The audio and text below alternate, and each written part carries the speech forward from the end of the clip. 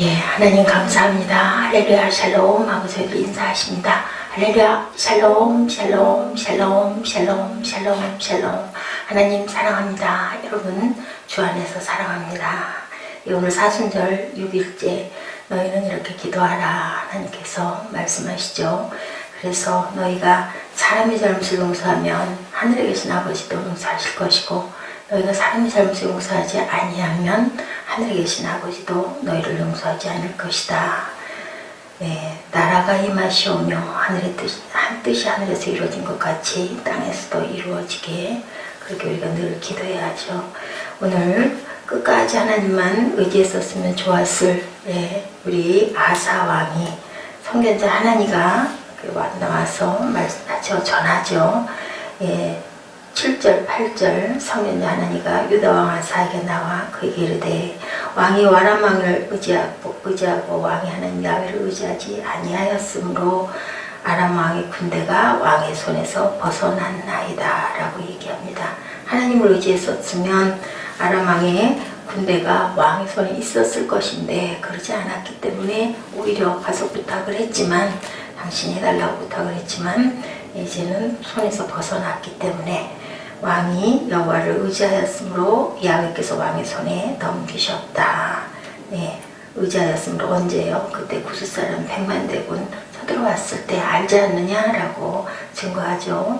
야훼의 눈은 9절 온 땅을 두루 감찰하사 전심으로 자기에게 향하는 자들을 위하여 능력을 베푸시는데 이 일은 왕이 망령 때에 행하였은즉 이제는 전쟁이 있으리라 이렇게 얘기하니까 오히려 그 말을 듣고 회개하지 않고 이 선견자 하나님을 옥에다 가두는 일이 일어납니다.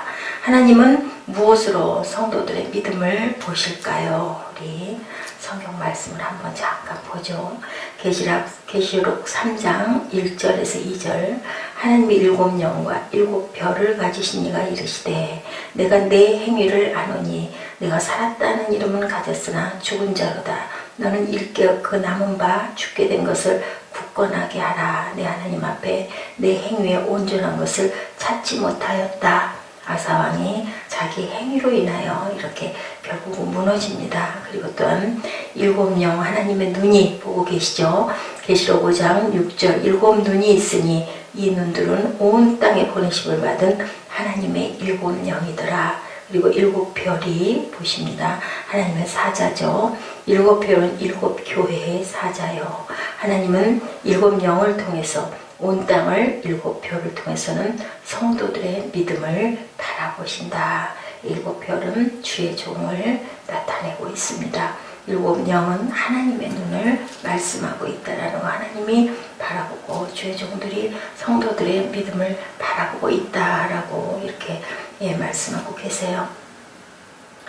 유다 왕이 남왕국에 이어서 히스기야와 요시야와 더불어 굉장히 3대 아주 굉장히 신실한 훌륭한 왕이었는데 종교개혁을 일으켰죠. 그 시대에 아사 3대 왕입니다. 유다의 3대 왕이죠. 근데 그만 할아버지처럼 솔로몬이 그랬던 것처럼 만년에는 하나님을 불신하고 버리고 그리고 결국은 병이 들어 발병이 나서 죽는 그런 내용이죠.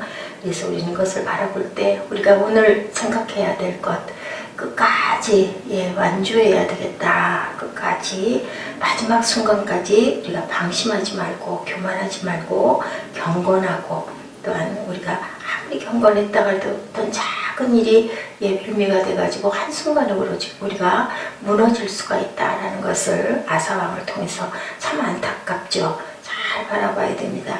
이렇게 신앙생활을 차곡차곡 쌓아나가는 거 아버지께 기도하고 그리고 경건하게 무릎 꿇고 말씀에 순종하고 참 어려운 일입니다. 가다 보면 여러 가지 말도 안 되는 일들이 많이 일어나기 때문에 그렇다 할지라도 우리는 정말 끝까지 완주해야 된다. 처음에는 그냥 대충 교회 다니는 똑같이 교회를 다니죠. 그 사람이나 아니면 항상 말씀 보고 항상 기도하고 이런 사람이나 별 차이가 없을 것 같지만 끝은 어때요? 하늘과 땅처럼 그리고 천국과 지옥의 차이가 있다라는 거 후회하고 눈물을 흘려도 결코 돌아올 수가 없다라는 거 우리가 살아있을 때 마지막까지 아버지께 회개하고 돌이키는 그런 마음을 가져야 됩니다. 선견자 하나니가 와서 그렇게 얘기할 때 우리 다윗 왕처럼 아멘하고 얼른 무릎을 꿇어뜨렸으면 그죠? 하나님이 용서하셨을 건데 우리 아버지는 항상 우리에게 너 그렇게 대하시는데 그만 옥에 가두는 하나님의 사람을 옥에 가두는 이것은 우리가 오늘의 아까 7별 얘기했던 것처럼 하나님의 사람들 그것이 꼭 목사가 아니어도 하나님의 사람으로 우리가 느껴지고 감동이 오는 사람들에게는 절대로 핍박하거나 억압하거나 하지 말아야 된다는 거죠. 그게 세상에서 힘이 있든 힘이 없든 회개하고 새롭게 결단하고 그리고 그 말을 들을 때 하나님이 이분을 통해서 나에게 이런 말씀을 하는구나 라는 것을 항상 돌이킬 줄 알아야 돼. 우리는 좋은 얘기, 칭찬하는 얘기, 입에 단 얘기를 들으면 기뻐하는데 조금 좋지 않은 얘기를 해주면 그 사람까지 미워하게 되죠. 분노하게 되고 이런 부분을 정말 조심해야 되겠다. 성도는 사람을 의지하지 말고 하나님을 첫째는 의지해야 된다. 아사왕을 바라볼 때 선견자 하나니가 왕 아사에게 나와 이르되 왕이 아람 왕을 의지하고 왕이 하나님 야훼를 의지하지 아니한 거로 아람 왕의 군대가 왕의 손에서 벗어났나이다. 아사 왕의 불신은 이스라엘 왕 바사가 유다를 치기 위하여 라마에다 성을 건축하면서부터 시작이 되죠. 바사의 침략 행위가 확실해지자 아사왕은 내가 하려고 하는 거예요. 처음에는 어림도 없으니까 구스 사람 100만 대군이 쳐들어왔을 때는 이건 말도 안 되고 우리는 분명히 질 수밖에 없다 보니까 하나님하고 붙들었는데 이제 좀 전쟁도 하고 자꾸 승승장구하다 보니까 너희들이 나를 침공해? 하고는 작전을 쓴 거예요. 결국은 아람 왕에게 나를 도와달라고 그 은금을 어디에 있는 성전에 있는 것을 다 실어다가 대주는 아주 잘못했죠. 성전의 곳간에 있는 은금을 베나다에게 바쳐버립니다. 하나님의 것을 훔쳐서 원수의 나라의 왕에게 주는 그런 큰 실수를 하죠. 그것이 나의 것이라고 생각을 한 거예요. 성전 곳간에 있는 은금을. 우리는 특히나 죄종들, 성도들이 귀하게 모은 헌금을 하나님의 일 외의 것에는 쓰지 말아야 된다라는 것. 큰 돈, 1,000원, 10,000원이라도 그 부분을 늘 생각하면서 귀하게 사용해야 된다는 것이 저는 이 성전의 곳간의 은금이라는 표현에서 마음에 이렇게 왔습니다. 어렵고 중요한 일이 있을 때 하나님 대신 베나닷을 의지하면 망하고 죽는다. 우리가 그것을 귀하게 교훈으로 삼아야 되겠습니다. 아무리 세력이 있어 보이고 아무리 좋아 보이고 아무리 성공한 것 같아도 하나님에게 기도하고 하나님 마음의 감동으로 성령의 감동으로 무엇이든지 결단하고 행할 줄 알아야 되는 마음 자세를 가져야 된다. 정말로 아사왕은 발병이 나서 죽었습니다. 우리가 늘 하나님이냐 베나닷이냐 이 마음을 품어봐야 되고 기도해야 됩니다. 하나님을 의지하면 살고 승리하고 내가 하나님께 기도했더니 하나도 주신 게 없어. 그래도 우리가 지나고 보면 똑같은 건 주시지 않았어도 내가 돈을 잃어버리고 건강을 잃어버리고 명예를 잃어버렸다 하더라도 나중에 보면 그죠? 돈이 없는 대신에 건강을 주셨다든지 건강이 약해진 대신에 또 하나님의 귀한 영을 더욱더 부여받았다든지 내게 똑같은 것을 주시지 않아도 하나님께서는 분명히 그 대신 은혜로 더 큰 것을 주셨다는 것을 우리가 어려움과 환난 중에 기도했더니 정말 하나님을 만나서 정말 귀한 기쁨을 무엇으로도 바꿀 수 없는 기쁨을 나중에 바라보니 이래서 이렇게 그때 그런 일이 있었구나 우리가 깨닫게 됩니다. 절대로 우리는 하나님을 의지해야 된다. 둘째로는 하나님의 은혜를 저버리지 말아야 된다. 8절에 하나님가 말씀하죠. 구스 사람과 룹 사람의 분대가 크지 아니하며 말과 병거가 심히 많지 아니하더나이까 100만 대군도 그렇게 물리쳤다. 누가 하나님께서 당신과 함께해서. 근데 그러지 않았기 때문에 이제 당신은 전쟁이 있을 것이다 라고 그렇게 얘기합니다. 하나를 잃어버리면 다른 것을 얻는 영적 원리를 우리가 꼭 기억해야 된다. 그래서 모든 것이 합력하여 선을 이룬다라는 것을 우리가 꼭 생각해야 된다라는 거죠. 능력 있는 하나님의 자녀로 삶을 살게 하시는 경우가 예, 그래서 믿음을 찾는 경우가 우리 김진숙 목사님 딸내미가 그렇게 되고 남편 일이 그렇게 되고 나니 내가 이렇게 주의 종이 이렇게 안 했으면 내가 살아갈 수가 없었기 때문에 선택을 한 거죠. 그게 쉽게 된 게 아니라 정말 죽을 것 같은 고통을 10년 이상을 넘기며 그동안 하나님께 매달렸더니 내가 주의 종이 돼서 이 자리에 섰다. 그러다 보니 예, 두 남자를 자기는 섬기고 간다라고 얘기를 해요. 예, 남편이 쉬운 얘기로 영적으로 자기가 베풀어야 될 은혜를 전해야 될 사람이 둘이다. 남편이 있고 결혼을 안 한 그 교회 지금도 계시는 그 원로 목사님 그분이 바뀌어야 되는데 왜냐하면 천국 갈 날 멀지 않았는데 저런 마음을 갖고 있으면 안 되는데 안타깝고 너무 불쌍하다고 그래서 내가 열심히 전해서 처음에는 전혀 듣지도 않더니 이제는 귀를 기울여 들으시고 조금씩 변해가는 걸 보면서 너무나 기쁨을 느낀다. 내가 정말 많은 목회를 세상에서 바라보는 눈으로 볼 때는 신학을 해가지고 우리 교회도 사람이 찾아오질 않기 때문에 그분 말씀이 그러세요. 실패한 것 같지만 사실은 딸내미 살리고 내가 이렇게 깨달아서 내가 이렇게 알고 변화되고 남편에게 전하고 그리고 거기 계신 원로 목사님에게 전하는 사모 역할을 하고 있다고 여기서 의미를 찾죠. 그렇게 하면서 죽을 때까지 나는 이것에 충성하겠다라고 얘기합니다. 하나님께서 왜 내가 이렇게 했는데 하나님 성도들을 보내주지 않으십니까? 한탄할 일이 아니라 내게는 이렇게 귀한 것을 맡겼구나. 저도 감사하는 마음을 자꾸 가져야겠구나. 다리가 불편해서 온전하지가 못하고 많은 곳을 못 다니니 앉아서 하나님 말씀을 더 깊이 묵상할 수 있어서 감사하고 어린 아들이 있어서 그 아들을 또 처음부터 잘 양육해 갈 수 있도록 해주셔서 감사하고 살아있는 날 동안 또한 이렇게 귀한 성전 주셔서 깊이 무릎 꿇을 수 있고 하나님만 바라볼 수 있게 해주신 그 은혜가 아니면 뭐 누가 있겠습니까? 아무도 없잖아요. 주변에 사람이 하나도 없으니 결국은 하나님과만 하루 종일 얘기할 수 있고 밤에 집에 들어가면은 아이가 있어서 잔소리를 하면 또 아이는 또 그 얘기 들으면서 나와가지고 비비고 문지르고 그럴 아들이 있으니 얼마나 감사하고 따뜻한 잠자리 주셔서 얼마나 감사하고 가진 게 넉넉하지는 않지만 그래도 어떻게 한 달 한 달 갈 수 있도록 해주시니 감사하고 감사할 게 너무 많아요. 돈이 많고 성도들이 많고 그랬으면 제가 얼마나 교만하고 얼마나 그죠?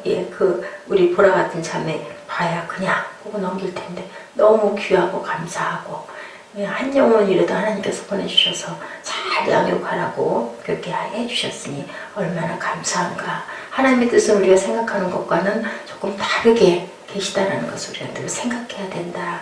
내가 모르는 다른 것을 주님이 주고 계신다라는 것을 우리가 믿어야 된다는 거죠. 성도들에게 은혜 주시길 하나님 기뻐하시기 때문에 말씀과 기도로 봉사로 찬양으로 구제로 선행으로 전도를 통해서 다양한 방법으로 우리에게 은혜를 베푸신다.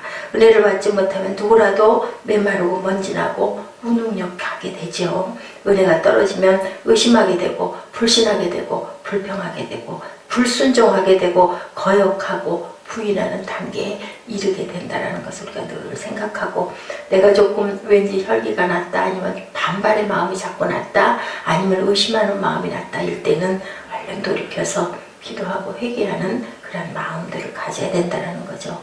자신을 합리화하고 은혜 받은 사람들을 결국은 공격하게 되죠. 질투하게 되죠. 그죠? 분내게 되죠. 나는 뭐야? 내가 못한 게 어디 있어? 막 이런 마음이 들게 된다는 거. 모두 다 이거는 사탄이 주는 마음이라고 우리가 생각을 합니다. 하면 됩니다. 은혜가 충만해야 개인이 살고 그리고 가정이 살고 교회가 산다라는 것을 우리는 늘 하나님의 은혜를 먹고 살죠. 하늘에서 내려오는 만나를 오늘도 풍성하게 드시는 저와 여러분 되시기를 주님의 이름으로 축복합니다. 은혜가 충만히 받아지면 하나님의 축복과 기적을 날마다 작은 것에서도 체험을 하게 되죠. 셋째로는 어떠한 일이 있어도 하나님의 사람들을 핍박해서는 안 된다. 10절이죠. 아사가 노하여 선견자를 옥에 가두었으니 이는 그 말에 크게 노하였고 그때 아사가 또 몇 백성을 학대하였더라.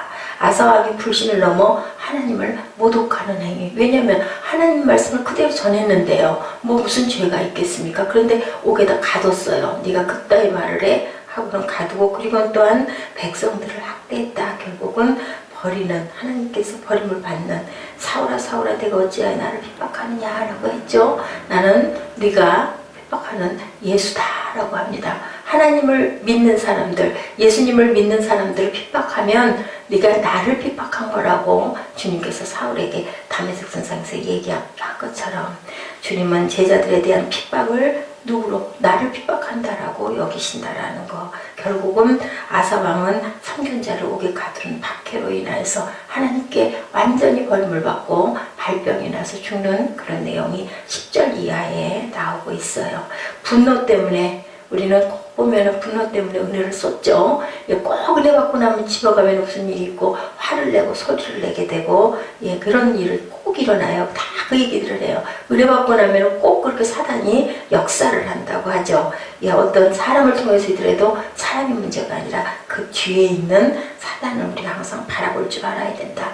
문제에 있는 그 이유가 왜인지를 생각을 해야 된다는 거죠. 사랑과 은혜의 자리를 우리가 늘 돌이키고 그래야 합니다. 세상은 사탄의 세상이기 때문에 하나님의 말씀과 영에 탁 들어와서 잠겨있다 보면 또 세상을 돌았으면 금방 그저 우리가 인상이 찌푸러지는 일들이 꼭 일어나죠. 그럴 때 이거 사탄이 나를 은혜를 쏟게 하려고 이러는구나 하고 오히려 더 우리가 하나님 손을 확 붙잡아야 되겠습니다. 누구를 위하여 분노하고 있는지 깊이 기도해야 되겠죠. 나의 그 어떤 것을 나의 의를 위해서 내가 이렇게 분노하고 있구나라는 것을 꼭 생각해야 되죠. 분노는 살인과 멸망이라는 거. 분노이라는 것은 모든 걸 잃고 병들어 죽은 제2의 아사가 되어서는 절대가 안 된다는 것을 우리가 깊이 깨달아야 됩니다. 만년에 그 솔로몬 할아버지를 닮아가지고 그만 타락을 길로 어둠에 빠지는 그런 일이 일어나서는 안 되고, 하나님의 은혜를 기억하고 감사하고, 그리고 하나님의 말씀을 더 깊이 묵상하고 그 말씀을 전하는 자들을 우리가 늘 순종하는 마음으로, 사람에게 순종하는 게 아니라 그 말씀에 순종하는, 그 말씀을 전하는 사람들에게 우리가 따뜻한 시선을 보낼 줄 알고 사랑할 줄 알고 섬길 줄 아는 저와 여러분 되시기를 주님의 이름으로 축복합니다.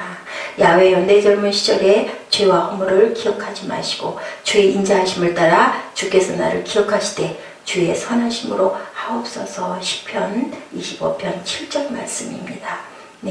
어떤 그 전도사님이 기도할 때 늘 그렇게 기도하자고 했대요. 우리의 죄를 우리 침묵으로 기도하십시다. 하나님과 나만이 아는 죄. 근데요, 우리가 정말 은혜 받으면 내 잘못과 내 죄도 아무렇지도 않게 고백하고 많은 사람들에게 간증할 줄도 알죠. 내가 이렇게 부족한 사람입니다. 그랬을 때 하나님께서 우리에게 온전한 은혜를 주신다는 걸 우리가 더 생각할 줄 알아야 되겠죠. 우리가 늘 울고 기도하고 그러고 나서는 초상집에 가서 실컷 운 다음에 근데 누가 돌아갔어요 하는 그런 일이 있어서는 안 되겠죠. 회개합니다. 용서해 주세요. 온 다음에 내가 무슨 죄를 지쳤지 하면 안 되겠죠. 주님 앞에서, 사람들 앞에서도 저는 이런 부분이 이렇게 부족합니다.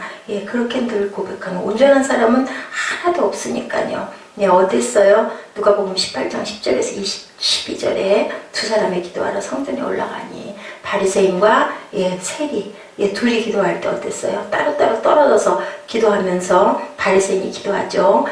토색 부리 간음을 하는 자들과 나는 같지 아니하고 세리와도 같지 아니함을 간자하나이다. 일에 2번씩 금식하고 소득의 11조를 늘 드렸습니다 하고 기도했어요. 세리는 멀찍이 떨어져 하늘을 우러러 엄두도 못 내고 가슴을 치고 하나님이 죄인에게 자비를 베풀어 주옵소서. 13절에 그렇게 얘기합니다.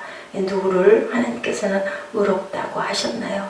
허물의 사함을 받고 자신의 죄가 가려진 자는 복이 있도다. 마음에 간사함이 없고 야훼께서 정죄를 당하지 않은 자는 복이 있도다. 내가 입을 열지 아니할 때에 종이를 신음함으로 내 뼈가 쇠하였도다. 주의 손이 주야로 나를 누르시오니 내 진액이 빠져서 여름 가뭄에 마름같이 되었나이다. 이런 고백들을 합니다. 시편 31편 1절에서 5절 말씀입니다. 내가 이르기를 내 허물을 야훼께 자복하리라 하고 주께 내 죄를 아뢰고 내 죄악을 숨기지 아니하였더니 주께서 내 죄악을 사하셨나이다. 내 마음에 알 수 없는 분노와 대상 없는 원망들이 하루에도 그저 수차례씩 일어나요. 그럴 때 우리가 이렇게 10분 그냥 읽는 거예요. 하나님. 그러면서 이 부분 내 마음을 잔잔하게 정말 평안을 하나님 구하옵니다. 샬롬의 복을 주시옵소서. 무엇보다도 내 마음을 잘 다스리는 그러한 자가 되게 해주옵소서 하고,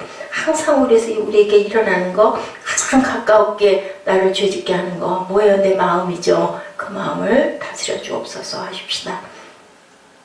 내 안타까이 부르는 음성을 뻔히 들으면서도 등을 돌아보고 한 번도 뒤돌아보지 않았습니다. 주님, 나는 너무 큰 아픔을 아버지께 드렸습니다.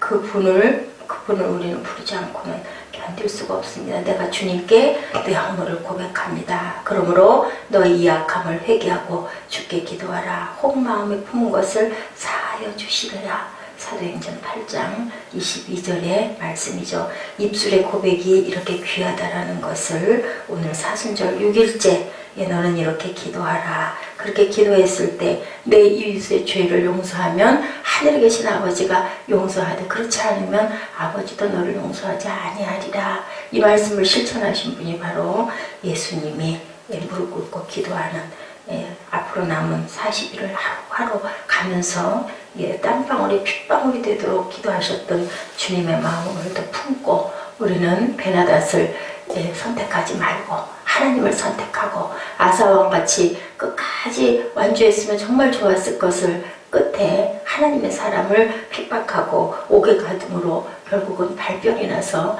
돌아가는 그러한 일이 절대로 있어서는 안 된다는 것을 다시 한번 결단하는 이 아침 이 시간 되시기를 주님의 이름으로 축복합니다. 오늘도 승리하시길 바랍니다. 기도하십니다.